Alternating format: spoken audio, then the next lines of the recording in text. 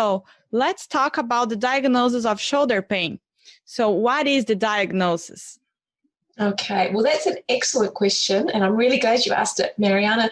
I think maybe I spend a little bit too much time on Twitter, but the word diagnosis, I think, has become very sort of misunderstood.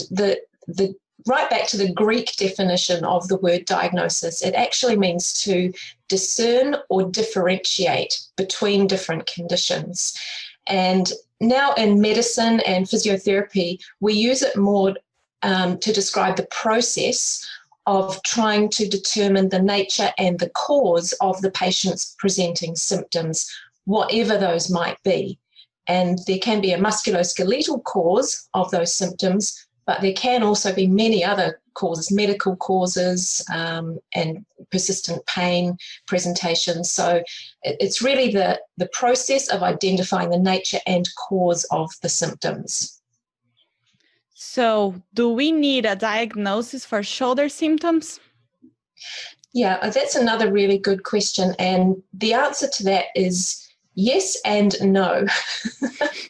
And I'm going to explain that a little bit more.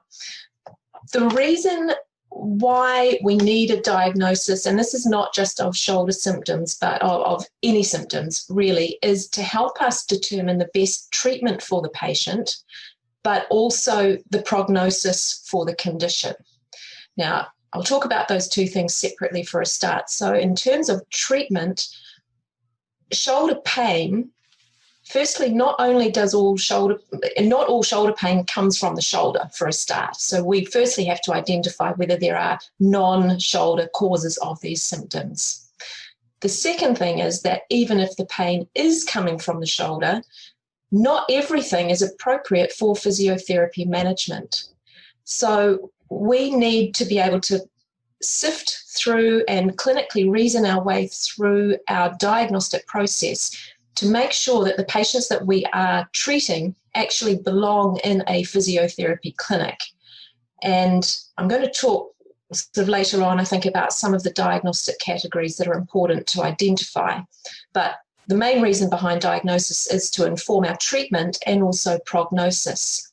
In terms of prognosis, that's important because there are certain conditions that have a favourable natural history, and they, if you left them alone completely, would probably resolve over time with a little bit of treatment help along the way. There are other conditions that have a not so favourable natural history, such as osteoarthritis, and many of them deteriorate over time and may go on to need surgical intervention. And knowing that what the condition is helps us with the prognostic information, which in turn helps the patient understand the cause of their symptoms, understand that perhaps more treatment is not necessarily better in the sense of a degenerative condition where the expectation is not that treatment will cure the condition, but we're looking to manage the condition. But it also can help reduce health-seeking behaviour. So if they understand their condition, they know how to manage it, they know that a lot of treatment is not always going to improve their situation, it can reduce a lot of the unnecessary use of health resources, including medical appointments, physio appointments, imaging, other investigations.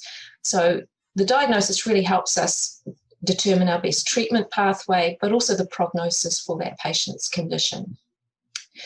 Then in terms of do we need a diagnosis of shoulder pain, I'll give you an example, and this is probably one for anyone watching the webinar or listening to the podcast. So if a patient arrives in your clinic and he's a 55-year-old male and he's in a high-stress occupation, he comes in complaining of general shoulder symptoms, so symptoms that are not well localized around the shoulder girdle region.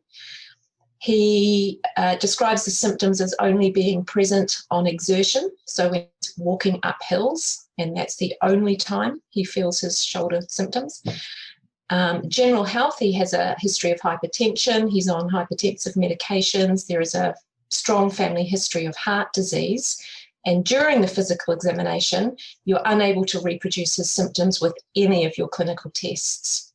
So he's presented with shoulder symptoms, but clearly, I hope everyone would be starting to think perhaps this is more of a cardiac related condition rather than a local shoulder problem.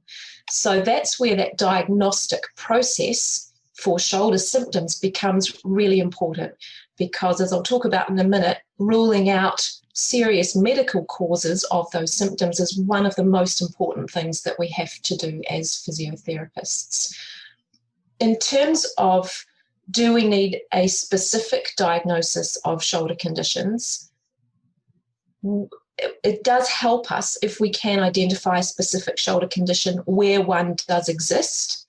The reason for that is because some shoulder conditions have specific treatment pathways, and we know from research and large cohort studies, for example, a frozen shoulder, we now know that the best treatment in the early stages for a frozen shoulder in terms of managing pain associated with that problem is an intra-articular injection of corticosteroid into the glenohumeral joint. So to simply treat the symptoms would probably be doing our patients a disservice by not making available to them a treatment option that we know may be helpful for their pain and function. So that's where a specific diagnosis can be helpful. Other examples would be obviously if there's a traumatic injury, a fracture or an acute soft tissue rupture.